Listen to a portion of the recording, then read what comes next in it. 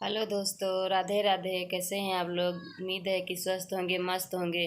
देखिए, प्रेमानंद महाराज जी का वीडियो क्या कहते हैं, चलिए देखते हैं, सुनते हैं। पसंद आएगा तो लाइक सब्सक्राइब कर लीजिएगा, पूरा देखिएगा। राधे राधे। राधे राधे। महाराज जनक एक महान ज्ञानी थे, लेकिन ज्ञानी होने के बावजूद उन्हें स्वयं खेत में जाकर हल चलाना पड़ा। जब तक जनक जी ने खेत में जाकर हल नहीं चलाया, तब तक उनके राज्य की समस्या का समाधान नहीं हुआ, बल्कि समस्या बढ़ती ही चली गई।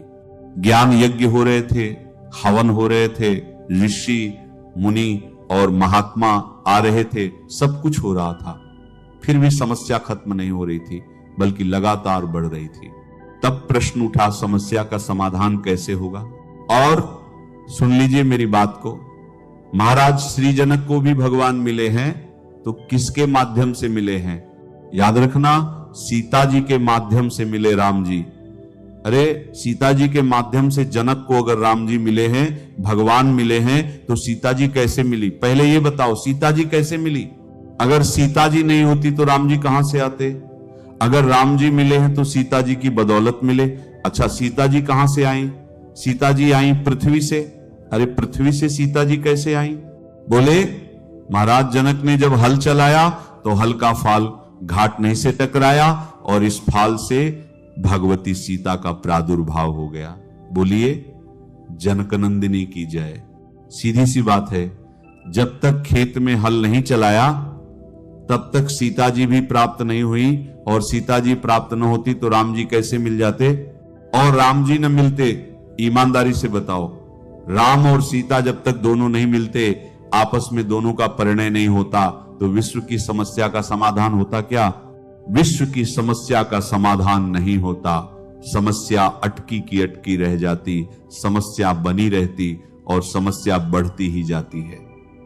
समस्या बढ़ती ही जाती है, लेकिन समाधान के लिए महाराज श्री जनक ने ऋषि मंडल को बुलाया, और जब ऋषि मंडल को जनक जी ने बुलाया तो महात्माओं ने कहा, अन्यथा मत लेना महाराज जनक, आप तपस्वी तो हैं, आप बहुत बड़े बुद्धिजीवी हैं, लेकिन एक कमी समझ में आ रही है। अगर उस कमी को आप सुधार ले तो समस्या का समाधान हो जाएगा। महाराज श्री जनक ने कहा, कमी पहले बताइए। तो कमी है क्या? हम पहले कमी समझें, तब समाधान हो जाए। और जब कमी समझ में ही नहीं आ रही है तो समाधान कैसे होगा? ऋषियों ने कहा, कमी इसी बात की है कि आप बुद्धिजीवी तो हैं, लेकिन श्रमजीवी नहीं हैं, कि आप श्रमजीवी नहीं हैं। जनक जी ने कहा, तो यह तो कमी है, मान रहा हूं, इस कमी को दूर करो। आप राजा हैं। राजा का मतलब क्या होता है? सैकड़ों नौकरों से सेवा लेना, तमाम प्रकार के संसाधनों का उपभोग करना, यह राजा का धर्म है। केवल इसलिए राजा बनता है कि उसे सोने चांदी का सिंहासन मिल जाए, शिक्षा की ऊंचाई पर भी वह पहुंच जाए। ठीक है, यह आपका प्रारब्ध है कि आपको राजपद मिला है। निश्चित रूप से यह आपका सौभाग्य है कि आपको ब्रह्म ज्ञान का बहुत बड़ा अनुभव मिला। ब्रह्म ज्ञान का बहुत बड़ा अनुभव, विश्व में सबसे बड़ा अनुभव ब्रह्म ज्ञान का आपको मिला, यह आपका सौभाग्य है। लेकिन सबसे बड़ा दुर्भाग्य महाराज जनक यह है कि आप श्रमजीवी नहीं हैं। अगर आप ज्ञानी हैं तो समस्या का समाधान हो जाएगा। समझदार व्यक्ति का धर्म क्या कहता है कि अगर संत कोई उपदेश दे रहे हैं या समाधान के लिए प्रेरित कर रहे हैं तो उसे स्वीकार करना चाहिए, और यदि वह स्वीकार कर ले तो समाधान निश्चित हो जाएगा।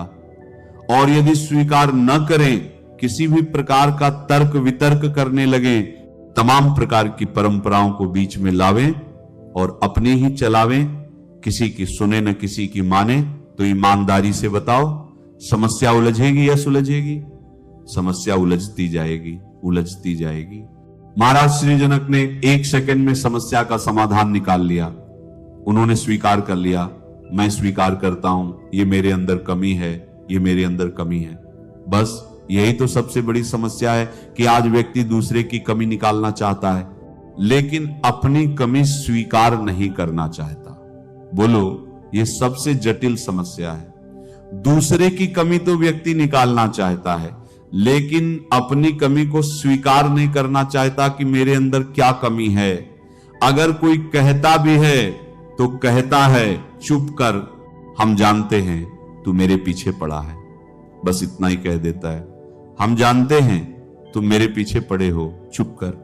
बोलो यही समस्या है? नहीं, यही समस्या है। महाराज श्री जनक इतने विनम्र हैं, सरल हैं। मैं कहता हूं भैया, चाहे जितने पूर्ण क्यों ना हो जाओ, लेकिन फिर भी कहीं ना कहीं कमी रहेगी।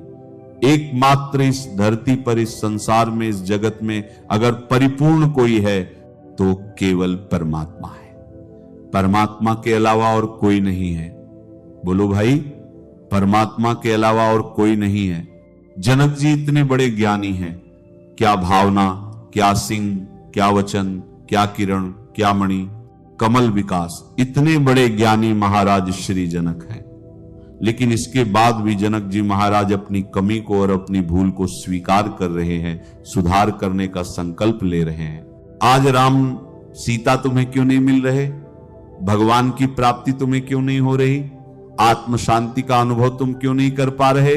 इसका मूल कारण यही है कि तुम अपनी गलती को स्वीकार नहीं कर रहे हो, और गलती कर भी रहे हो, स्वीकार नहीं करना चाहते, और गलती को स्वीकार करके उसमें परिवर्तन नहीं करना चाहते कि हम अपनी गलतियां स्वीकार करें और गलतियां दूर करें। गलतियां दूर करो, कमियां दूर करो, ये तुम बिल्कुल नहीं सोच रहे हो। परेशानी पर परेशानी तुम्हारे सामने आई जा रही है, बड़ी बड़ी चुनौतियां तुम्हारे सामने आई हैं या नहीं। एक दिन ये कंडीशन आ जाती है कि या तो तुम जिंदगी से रूठ जाते हो या तुम परिवार से टूट जाते हो। बस यही कंडीशन तुम्हारे सामने आ रही है, क्योंकि गलतियां तुम स्वीकार नहीं करना चाहते। बस बात यह है, महाराज श्री जनक ने 1 सेकंड में गलती स्वीकार कर ली।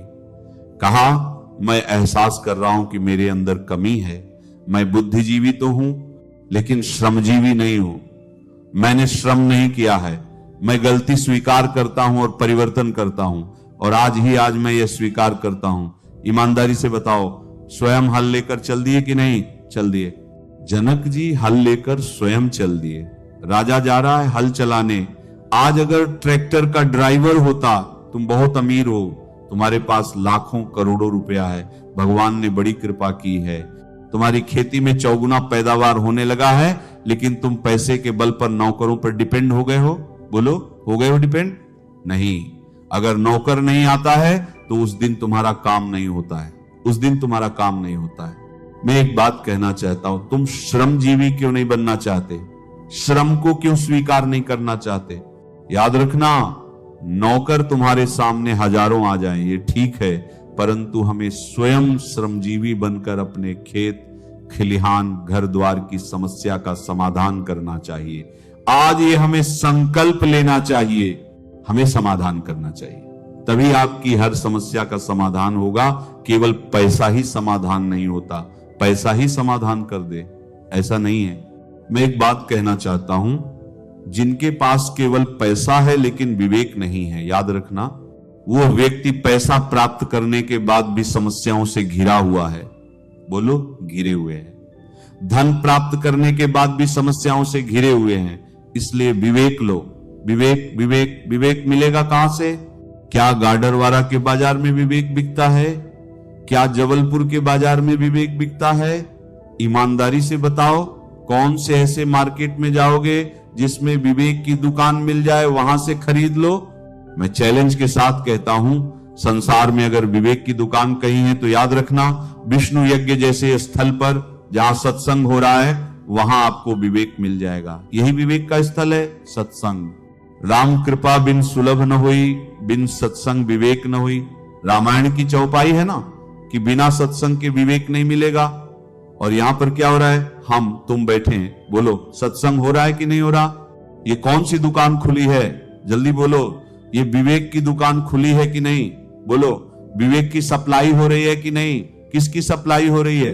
गाना गुड़ की सप्लाई, यहां ज्ञान की सप्लाई हो रही है। बोलो भाई, गाना और गुड़ की सप्लाई नहीं हो रही, यहां ज्ञान की सप्लाई हो रही है। यहां विवेक दिया जा रहा है, क्योंकि बिन सत्संग विवेक न होई और राम कृपा बरसाना सोई। बिना भगवान की कृपा के सुलभ नहीं होता। अच्छा, ये यज्ञ भगवान ने कृपा करके सुलभ कर दिया, यज्ञ भगवान की कृपा से सुलभ हुआ कि नहीं? भगवान की कृपा से आपको ये मिल रहा है कि नहीं? तो कृपा भगवान की हो गई। अब इसमें चक्कर नहीं है। अब विवेक यहां आपको दिया जा रहा है, ज्ञान दिया जा रहा है। इस ज्ञान को आप केवल एक कान से सुनकर दूसरे कान से निकाल दें, यह नहीं करना है, इसे हृदय से लगाना है। और जो चर्चा आपके सामने हो रही है, जो भी ज्ञान का प्रसारण चल रहा है, जो भी आपको सुंदर सुंदर दिव्य समाधान के तरीके बताए जा रहे हैं, सत्संग के माध्यम से उनको अध्ययन करना और समय आने पर उनको उपयोग में लेना। मैं दावे के साथ कह सकता हूं, आपके परिवार में, आपके जीवन में कोई समस्या नहीं रहेगी, हर समस्या का समाधान हो जाएगा। लेकिन आपको एक एक बताया हुआ सूत्र हृदयस्थ करना पड़ेगा और समय समय पर उस सूत्र के माध्यम से समाधान करना पड़ेगा। महाराज श्री जनक ने कहा, मैं अभी स्वीकार करता हूं, यह व्यवस्था हल लेकर चल दिए और स्वयं हल चलाने के लिए तैयार हो गए। अब जैसे ही जा रहे थे अकेले, तो कहा रुको रुको रुको, अकेले क्यों जा रहे हो? अरे आपने हमसे कहा, हम चल दिए, कर नहीं। वो महारानी कहां गई? महारानी को बुलाओ। महारानी आ गई, अपनी पत्नी को भी साथ में ले जाओ। फिर दोनों सीधे राजमहल से खेत में गए और खेत में जाकर दोनों ने हल चलाया। समझ में आई तुम्हारी बात? समझ में आनी चाहिए। रामायण की बात सुना रहा हूं। अगर तुम्हारा पति मेहनत कर रहा है तो उसका तुम सहयोग करो, तुम्हें सहयोग करना पड़ेगा। ईमानदारी से बताओ, हम जब पैदल भ्रमण करते थे तो हमने खेत खलिहानों में देखा है कि पति पत्नी दोनों ही सेवा कर रहे हैं। बोलो, खेत खलिहान में दोनों मेहनत कर रहे हैं। बोलो भाई, अनुभव है कि नहीं? तुम लोगों का अनुभव, जो पुराने लोग बैठे हैं, हम उनकी बात कर रहे हैं जिनके सिर के बाल सफेद हो गए हैं। अब पता ही नहीं चलता कि किसके सफेद आए। सफेद वाले भी कल पेंट करके तैयार बैठे हैं।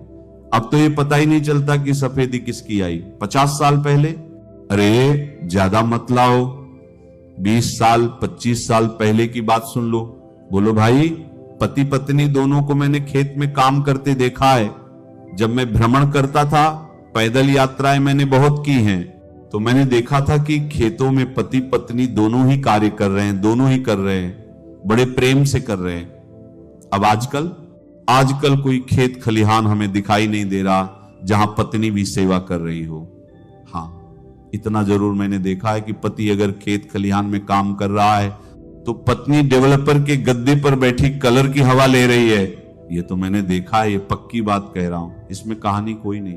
अब बोलो भाई, कहां से समस्या का समाधान होगा? सोचो जरा, कैसे समस्या का समाधान होगा? ज्यादातर 70% बीमारियां घर के अंदर आ चुकी हैं। 70% बीमारियां घर के अंदर आ चुकी हैं। उसका मूल कारण यह है कि श्रम का अभाव है। श्रम के अभाव के कारण, आपको मालूम है, बाबा रामदेव योग शिविर चलाते हैं, बड़े बड़े योग शिविर चलते हैं। योग की परंपरा हमारी अनादिकालीन परंपरा है, लेकिन बाबा रामदेव ने जागृत कर दिया है।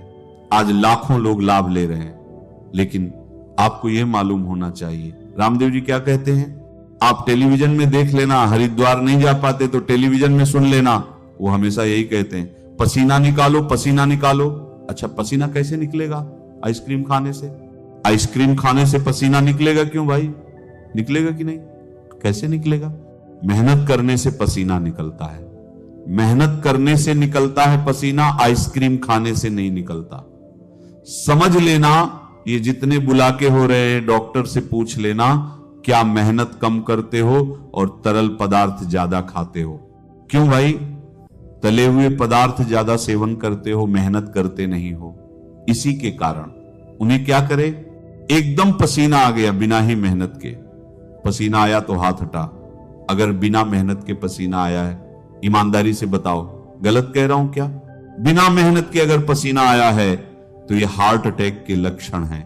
बोलो, लक्षण है कि नहीं? कहते हो महाराज, अब क्या करें, अब क्या करें? नागपुर चले जाओ। आजकल तुम्हारी उम्र क्या है?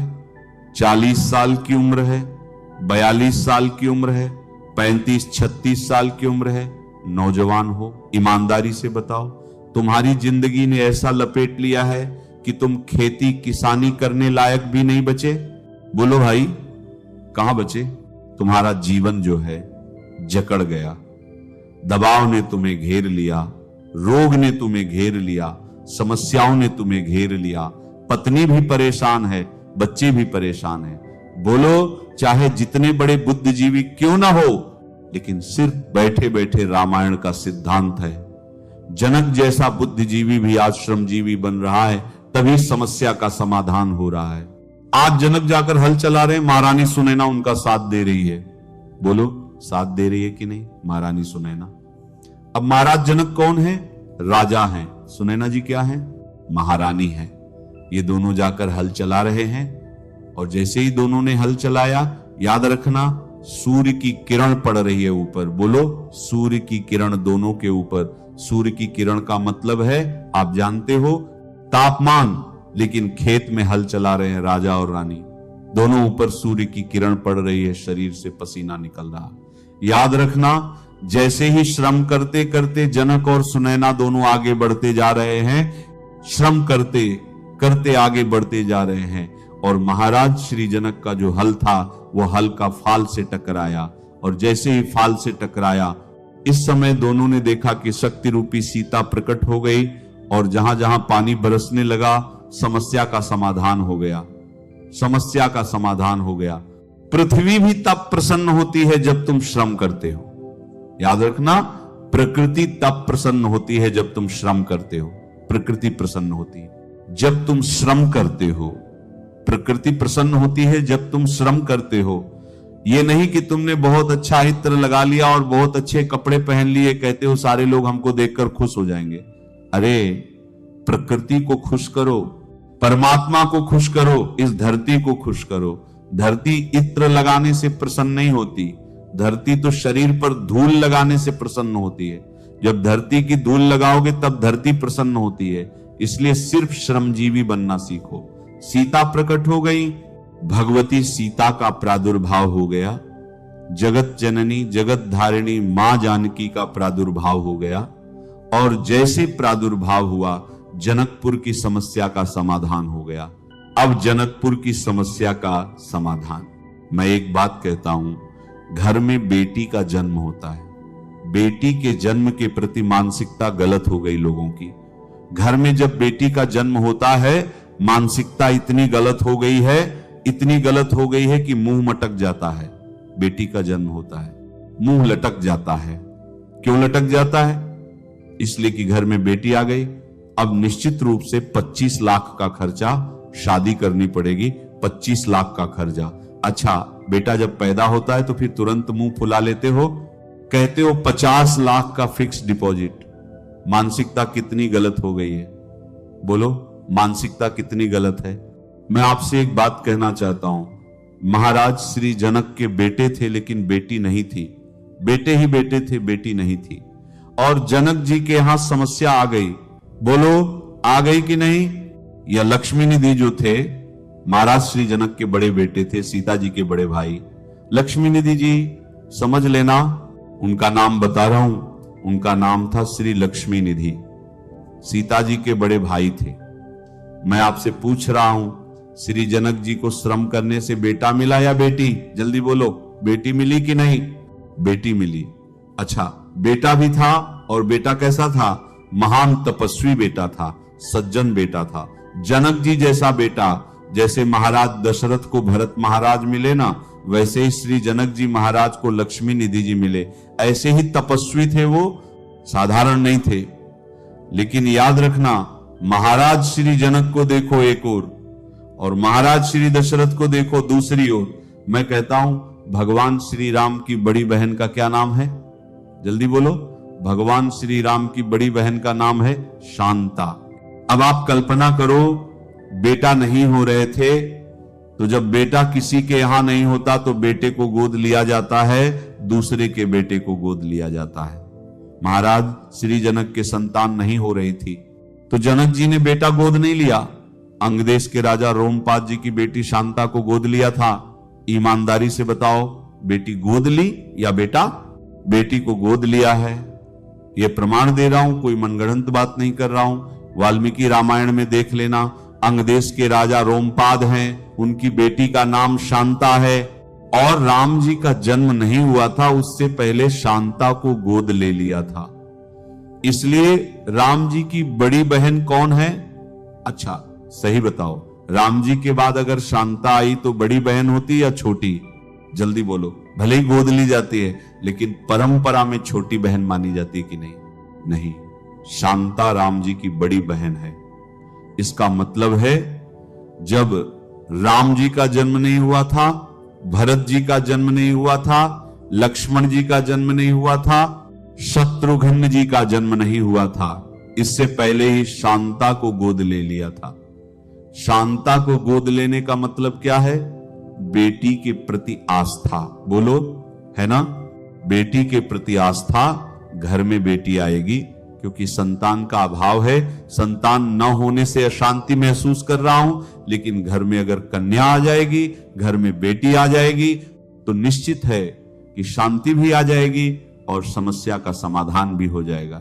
यही महाराज श्री दशरथ ने सोचा, इसीलिए शांता को पहले गोद ले लिया, रोमपाद जी की बेटी को। इधर महाराज श्री जनक के बेटे आ गए, लेकिन बेटे आने के बाद भी समस्या का समाधान नहीं हुआ जनकपुर में। तब ऋषियों ने कहा, हल चलाओ। तुम्हारा हल जब फाल से टकराएगा तो उस फाल से कन्या प्रकट हो जाएगी, और जैसे ही वह कन्या प्रकट होगी तो निश्चित रूप से तुम्हारे राष्ट्र की हर समस्या का समाधान हो जाएगा। बोलो भाई, स्पष्टीकरण हो गया कि नहीं? कन्या समस्या नहीं है, कन्या समाधान है। मैंने दोनों प्रमाण दे दिए, अयोध्या का भी प्रमाण दिया है और जनकपुर का भी प्रमाण दिया है, और दोनों ही महान राजा हैं। चक्रवर्ती सम्राट महाराज दशरथ, इधर ब्रह्मज्ञानी महाराज श्री जनक। और सुनिए आगे, सीता जी का जन्म हुआ, और सीता जी जन्म लेते ही महाराज श्री जनक ने व्यवस्था की थी। पलंग, पीठ, ताज, गद्दी, हिंडोला, सिंहासन, पगवानी, कटोरा, ऐसी व्यवस्था जनक जी ने की थी। लेकिन नहीं, हमारे देश की बेटी संदेश देना चाहती है। बेटियों, कान खोलकर सुन लो, ध्यान से हमारी बात सुन लो। जगत जननी, जगतधारिणी, मोक्ष देने वाली जानकी जी का जब जन्म हुआ तो पिता ने सोचा, पलंग, पीठ, ताज, गद्दी, हिंडोला, सिंहासन, पगवानी, कटोरा। लेकिन भगवती सीता ने उन सुविधाओं को स्वीकार नहीं किया, और 6 वर्ष की अवस्था, जैसे ही सीता जी 6 वर्ष की हुई तब सीता जी क्या करने लगी? गोस्वामी जी कहते हैं, निज गृह की परिचर्या अपने हाथों से संभालने लगी। निज गृह सब पर चली आई। 6 साल की उम्र है सीता जी की, 6 साल की उम्र है। वो तुलसीदास जी को लिखना पड़ा, निज गृह सब, अरे परिचर्या कर रही है। 6 साल की उम्र में गृह परिचर्या स्वयं कर रही है। गृह परिचर्या का अर्थ क्या करोगे? गृह परिचर्या का अर्थ है घर का काम, घर का काम। बोलो, एक राजा के यहां नौकरानियों की कमी है क्या? राजा के यहां नौकरानियों की कमी नहीं है, लेकिन सीता जी ने यह संदेश दिया कि हम कन्या बनकर आई हैं, लेकिन गृह कार्य को प्राथमिकता दे रही हैं। कार्य को प्राथमिकता, कर्म को प्राथमिकता, सेवा को प्राथमिकता दे रही हैं। इसलिए सीता जी निज गृह, अपने हाथ से पूरे घर, मकान को साफ कर रही हैं, पूरा गृह कार्य संभाल रही हैं। एक दिन की घटना बहुत बढ़िया बात है, क्योंकि जनकपुर से संबंधित बात चल रही है, इसलिए मैंने इस प्रसंग को आपके सामने रखा है। एक दिन की घटना। अब सुनो जरा, 6 साल की उम्र में सीता जी घर का कार्य करते करते धनुष के पास पहुंच गई, जहां धनुष रखा था। अच्छा, धनुष क्या है? ये बोले वज्र से कठोर धनुष है। बोले वजन कितना है? बोले वजन इतना है कि कैलाश पर्वत को उठाया जा सकता है, लेकिन धनुष को नहीं उठाया जा सकता। वजन कितना है? अब सुनते जाना। कैलाश पर्वत को उठाया जा सकता है, लेकिन धनुष को नहीं उठाया जा सकता। इतना वजन है। आपको महाराज कैसे बोल रहे हैं? कहीं आज भांग खाकर आए हो? मंच पर हम भांग नहीं खाते, समझ गए कि नहीं? हम तो क्या तुलसीदास जी ने भांग खाकर रामायण लिखी थी? नहीं, सही बात कह रहा हूं। रावण ने छुआ तक नहीं, छाप तक नहीं पाया। बोलो, खेल में कैलाश पर्वत रावण ने उठा लिया था, लेकिन जनकपुर में रावण धनुष को नहीं उठा पाया था। बोलो, प्रमाण मिल गया कि नहीं? खेल में कैलाश पर्वत उठाया कि नहीं? कहो तो कैलाशपति शिव ने उठा लिया, लेकिन जनकपुर में जब गया तो रावण ने छुआ तक नहीं, छाप तक नहीं पाया, ऊं तक नहीं पहुंच पाया। तो बोलो, कैलाश से भी ज्यादा वजनदार हुआ धनुष? हाँ हुआ। सुन लो, प्रमाण मिल गया।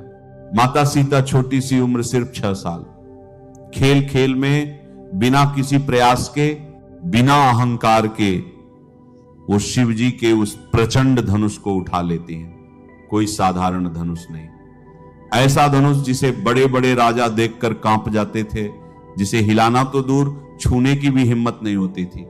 और यहां एक छोटी सी बालिका झाड़ू लगाते लगाते उसे उठाकर एक तरफ रख देती है।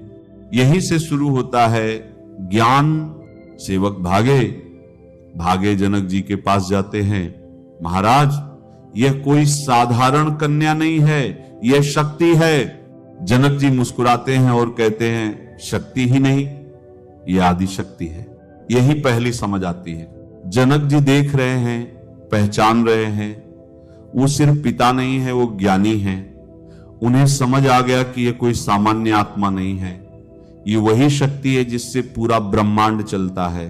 अब सोचो, जिसने खेल में धनुष उठा लिया, उसकी शक्ति क्या होगी? जनक जी यही निर्णय लेते हैं, अगर मेरी बेटी आदि शक्ति है तो उसका विवाह किसी सामान्य पुरुष से नहीं हो सकता। उसका विवाह केवल उसी से होगा जो परम ब्रह्म हो, जो पूरे ब्रह्मांड को धारण करने की क्षमता रखता हो। अब सवाल उठता है, पहचान कैसे होगी? यही जनक जी की बुद्धि काम करती है। वो कहते हैं, जिसने इस धनुष को उठाया और तोड़ा, वही परम ब्रह्म होगा। सिर्फ उठाना काफी नहीं है, तोड़ना भी जरूरी है। क्यों? क्योंकि जब तक धनुष टूटा नहीं, तब तक समस्या खत्म नहीं होती। उठा लिया, फिर रख दिया, तो फिर वही स्थिति, वही चुनौती, वही अहंकार। लेकिन अगर टूट गया तो कहानी समाप्त, निर्णय स्पष्ट। यही एक गहरा जीवन का सिद्धांत छुपा है। समस्या को सिर्फ संभालना नहीं है, उसे समाप्त करना है। अब लोग क्या करते हैं?